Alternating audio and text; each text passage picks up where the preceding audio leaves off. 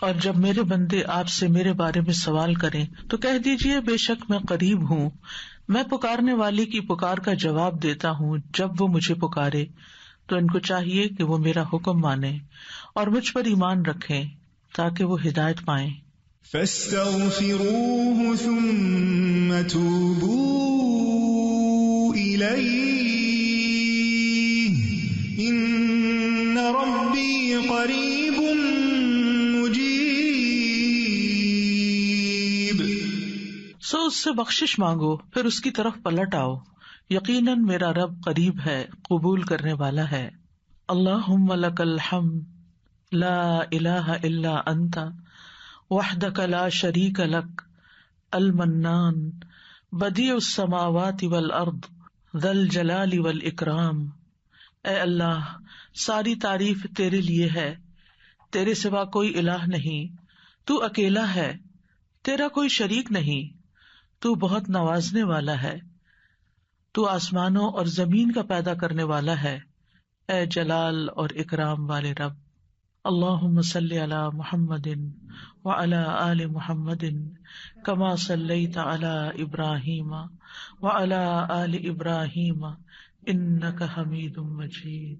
اللہم بارک علی محمد وعلی آل محمد کما بارکت علی ابراہیم وعلی آل ابراہیم انک حمید مجید. آج ہم انشاءاللہ رزق میں کشادگی کی دعائیں پڑھیں گے. اللہ تعالیٰ نے انسان کو پیدا کیا اور پیدا کرنے کے بعد یوں ہی چھوڑ نہیں دیا، بلکہ انسانوں کی ضروریات بھی پوری کی، انہیں رزق عطا کیا، انہیں زندگی بسر کرنے کے اسباب بھی فراہم کیے. سورۃ الروم میں اللہ تعالیٰ فرماتے ہیں اللہ الذی خلقکم ثم رزقکم ثم یمیتکم ثم یحییکم هل من شرکائکم من یفعل من ذلکم من شیء سبحانہ وتعالی عما یشرکون. اللہ وہ ہے جس نے تمہیں پیدا کیا ہے، پھر تمہیں رزق دیا ہے، پھر وہی تمہیں موت دے گا، پھر وہی تمہیں زندہ کرے گا. کیا تمہارے شریکوں میں سے کوئی ہے جو ان کاموں میں سے کچھ بھی کرے، یعنی زندگی دے اور رزق دے یا موت دے؟ وہ پاک ہے اور بہت بلند ہے اس سے جو وہ شریک ٹھہراتے ہیں.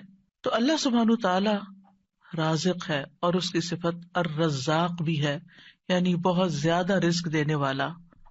اس نے آسمان و زمین کی تخلیق کے وقت ہی زمین کے اندر معیشت اور رزق کے وہ سارے سامان رکھ دیے تھے جس کی زمین والوں کو ضرورت تھی. یعنی جب اللہ تعالیٰ نے زمین کو پیدا کیا تو صرف اس پلانٹ کو نہیں پیدا کیا بلکہ اس کے اندر اسباب رزق بھی پیدا کر دیے، اور جتنی بھی مخلوقات پیدا کی جو ان گنت ہیں، ہم گن نہیں سکتے.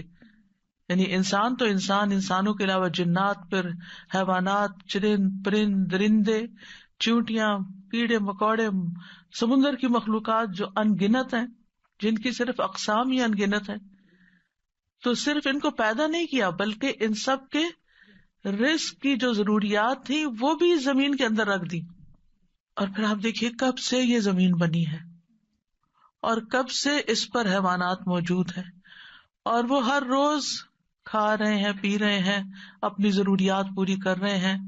سبحان اللہ. یعنی انسان سوچے، اور اگر انسان اس کو شمار کرنا چاہے، گننا چاہے، تو آپ گن نہیں سکتے، آپ امیجن بھی نہیں کر سکتے کہ ہر روز کتنی مخلوق کیا کچھ نہیں کھا جاتی، اور پھر اگلے روز پھر، اور پھر دن میں صرف ایک بار نہیں، انسان تو حیوانوں سے بھی زیادہ کئی بار کھاتے ہیں. اور اللہ تعالیٰ دے رہا ہے اور دے رہا ہے اور دے رہا ہے، ہزاروں سال سے یہ سلسلہ چل رہا ہے. اور وہ سارے اسباب معیشت زمین کے اندر ہیں. یعنی ایسا نہیں کہ وہ کچھ کھا لیے تو پھر ختم ہو گئے، جیسے آپ اپنی فریج میں سے کچھ نکال لیں تو پھر دوبارہ تو وہ نہیں ملے گا جو آپ نے نکال لیا. لیکن اللہ کی زمین کے اندر جو کچھ ہے وہ آپ نکالتے جا رہے ہیں، اور پھر اللہ تعالیٰ دوبارہ ان میں سے پیدا کرتا چلا جا رہا ہے. نہیں ایک ٹری جو آج ہمیں نظر آتا ہے، معلوم نہیں اس کے پیچھے کتنی ہی چین ہے ٹریز کی کہ جن کا یہ بچہ ہے جو آج ہمیں نظر آ رہا ہے. تو یہ اللہ سبحانہ تعالیٰ ہی کی قدرت ہے اور اس کی طاقت ہے اور اس کی پلاننگ ہے. اسی لیے ہم جب رب کا لفظ استعمال کرتے ہیں تو ہم کیا کہتے ہیں؟ خالق، پیدا اس نے کیا، مالک بھی وہی، مدبر بھی وہی، رازق بھی وہی. یعنی رب کے اندر رازق کا لفظ بھی آتا ہے، یعنی اللہ تعالیٰ کی صفت رزق بھی آتی ہے. اس نے صرف پیدا نہیں کیا، صرف وہ مالک ہی نہیں ان چیزوں کا، بلکہ ان کی پلاننگ بھی کرتا، مدبر ہے. اور پھر اس کے ساتھ ساتھ اس نے ان سب کے رزق کا بھی اہتمام کیا. اور رزق تو ایک چیز ہے، اور بھی تمام ضروریات کا اہتمام کیا ہے.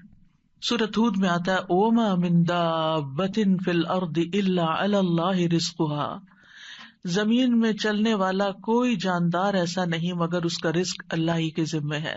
وہ پرندوں کو ان کے گھونسلوں میں، درندوں کو ان کی گھات میں، مچھلیوں کو سمندر کی تہہ میں، چیونٹیوں کو ان کے بلوں میں رزق فراہم کر رہا ہے. اور رزق کا مالک بھی صرف وہی ہے. سب کچھ اس کے ہاتھ میں ہے، سب کچھ اس کے اختیار میں ہے. وہ جس کے لیے چاہتا ہے رزق کشادہ کر دیتا ہے، اور جس کو چاہتا ہے نپا تلا دیتا ہے، جس کے لیے چاہتا ہے تنگ کر دیتا ہے. ان اللہ یرزق من یشاء بغیر حساب. لیکن بندوں کے لیے حکم کیا ہے کہ وہ نکلیں، رزق کی تلاش کریں، اللہ سے رزق طلب کریں. فابتغوا عند اللہ الرزق واعبدوہ، سو تم اللہ ہی کے ہاں رزق تلاش کرو اور اسی کی عبادت کرو. حیوانات رزق کی تلاش میں نکلتے ہیں، پرندے اپنے گھونسلوں سے نکلتے ہیں، چیونٹیاں بلوں سے نکلتی ہیں، اور اسی طرح باقی مخلوقات بھی اپنے رزق کی تلاش میں سارا دن مارے مارے پھرتی ہے. صبح خالی پیٹ نکلتے ہیں اپنے گھونسلوں سے پرندے، اور رات کو پیٹ بھرے واپس لوٹتے ہیں. لیکن پیٹ بھرنے کے لیے ان کو محنت کرنی پڑتی ہے اور کوشش اور بھاگ دوڑ کرنی پڑتی ہے، جو وہ سارے کر رہے ہوتے ہیں.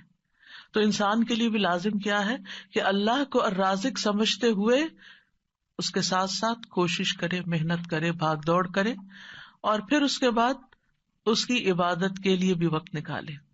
پرندوں کی تو تسبیح کافی ہے، لیکن انسان کو عبادت کے مختلف طریقے سکھائے گئے ہیں. اس سلسلے میں آج کی دعا سورۃ المائدہ میں اللہ تعالیٰ فرماتے ہیں قال عیسی ابن مریم اللہم ربنا انزل علینا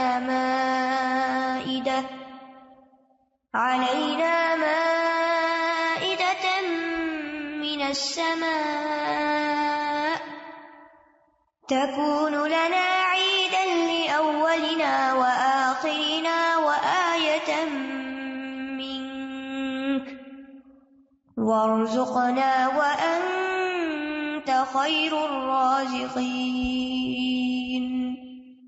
عیسیٰ ابن مریم نے کہا اے اللہ، اے ہمارے رب، تو ہم پر آسمان سے ایک خوان اتار جو ہمارے پہلوں اور پچھلوں کے لیے عید ہو جائے، اور تیری طرف سے ایک نشانی ہو، اور ہمیں رزق عطا فرما، اور تو سب سے بہترین رازق ہے. اس آیت میں عیسیٰ علیہ السلام کے زمانے میں ایک خاص واقعے کی طرف اشارہ ہے. عیسیٰ علیہ السلام نے جب لوگوں کو اللہ تعالیٰ کی طرف بلایا تو حواریوں نے اس پر لبیک کہا، آپ پر ایمان لائے، اور ایمان میں مزید اطمینان کے لیے عیسیٰ علیہ السلام سے کہا کہ کیا آپ کا رب یہ کر سکتا ہے، اس میں یہ قدرت ہے کہ ہم پر آسمان سے تیار شدہ کھانا اتارے. یعنی ویسے تو اللہ تعالیٰ زمین سے رزق دے ہی رہا ہے، تو ہم چاہتے ہیں کہ وہ آسمان سے ہمارے لیے کھانے کے لیے ریڈی ٹو ایٹ ہمارے لیے ایک خوان اتارے، یعنی پورا دسترخوان نیچے آئے. تو عیسیٰ علیہ السلام نے انہیں اس مطالبے سے روکا اور اللہ سے ڈرایا، کیونکہ یہ ایک طرح کا معجزہ تھا، اور معجزہ طلب کرنے کے بعد اگر کوئی شخص اللہ تعالیٰ کی بات نہیں مانتا تو پھر اس کی سزا بہت سخت ہے. لیکن حواریوں نے اپنے مطالبے کی 3 وجوہات بتائیں کہ ہم کیوں چاہتے ہیں کہ ہمارے ساتھ ایسا ہو. ایک یہ کہ ہم فکر معاش سے آزاد ہو کر یکسو ہو کر اللہ کی عبادت کریں. دوسرے یہ کہ ہمیں یقین حاصل ہو جائے کہ آپ جو کچھ ہمیں کہہ رہے ہیں کہ یہ اللہ کی طرف سے ہے وہ بالکل سچ ہے، حقیقت ہے، اور اللہ واقعی ہر چیز پر قدرت رکھتا ہے. اور تیسرے یہ کہ جب وہ دسترخوان نازل ہو تو پھر ہم سب خوش ہو جائیں. ظاہر ہے کہ اللہ کی طرف سے جو کھانا آئے گا تو اس کا تو پھر کیا ہی لطف ہوگا اور کیا ہی اس کا حساب ہوگا. تو ہم اس دن کو پھر خوشی کا دن بنا لیں، ہماری عید کا دن بن جائے، اور پھر ہم آئندہ بھی اس دن کو یاد رکھتے ہوئے ہر سال عید منایا کریں. جب ان کا یہ مطالبہ سنا تو عیسیٰ علیہ السلام نے نہایت عاجزی کے ساتھ اللہ رب العزت سے دعا کی، لوگوں کا یہ مطالبہ اللہ تعالیٰ کے سامنے پیش کر دیا، اور اللہ تعالیٰ سے دعا کی کہ لوگوں کو غیب سے رزق عطا فرمائے جو ان کے اگلوں اور پچھلوں کے لیے ایک یادگار خوشی کا دن بن جائے، اور یہ ایسا معجزہ ہو کہ لوگ اپنی آنکھوں سے دیکھ لیں کہ کس طرح آسمان سے اترا، یعنی وہ زمین کے رزق سے پھر مختلف چیز ہو، کیونکہ زمین کا رزق تو سب اپنی آنکھوں سے دیکھتے ہیں، جو کچھ زمین پیدا کرتی ہے اور جو سمندر سے اور مختلف سورسز سے ہمیں رزق حاصل ہوتا ہے، لیکن یہ جو آسمان کا رزق ہے obviously یہ زمین کے رزق سے مختلف ہوگا، تو اس سے ہمارا ایمان بڑھ جائے گا۔ تو عیسیٰ علیہ السلام نے عرض کی قال عیسی ابن مریم اللہم ربنا، آپ دیکھیے دعاؤں میں یا اللہم آتا ہے یا ربنا آتا ہے، یہاں عیسیٰ علیہ السلام نے دونوں صیغے استعمال کیے ہیں، اللہم ربنا یعنی حواریوں کا مطالبہ قبول کر کے اللہ سبحانہ وتعالیٰ سے نہایت عاجزی کے ساتھ دعا کی کہ اے اللہ، اللہم اے اللہ، ربنا جو ہمارا پالنے والا ہے، جو ہمارا رب ہے۔ اور اس سے یہ بھی ظاہر ہوتا ہے کہ عیسیٰ علیہ السلام اپنے آپ کو نہ اللہ سمجھتے تھے، نہ اللہ کا بیٹا، اور نہ ہی رب سمجھتے تھے، بلکہ وہ اللہ سبحانہ تعالیٰ کو یا اللہ اور یا رب کہہ کے پکار رہے تھے۔ تو اس سے کیا ظاہر ہوتا ہے کہ وہ خود رب نہیں تھے، اور نہ ہی وہ اس کے قائل تھے، اور نہ ہی وہ کسی چیز میں اپنا کوئی اختیار سمجھتے تھے۔ اور پھر یہ بھی دیکھیے کہ حواریوں نے عیسیٰ علیہ السلام سے یہ کیوں کہا کہ آپ دعا کریں؟ اگر وہ انہی کو رب مانتے ہوتے تو انہی سے مانگ لیتے۔ تو ان سے جب انہوں نے یہ کہا تو اس سے یہ پتا چلتا ہے کہ عیسیٰ علیہ السلام کے ماننے والوں کے ذہن میں کہیں دور پار بھی یہ خیال نہیں تھا کہ عیسیٰ علیہ السلام اللہ کا کوئی حصہ ہے نعوذ باللہ، یا کوئی بیٹے ہیں، یا کسی بھی طرح الوہیت کا کوئی مقام رکھتے ہیں۔ وہ ان کو ایک نبی کے طور پر ہی سمجھتے تھے۔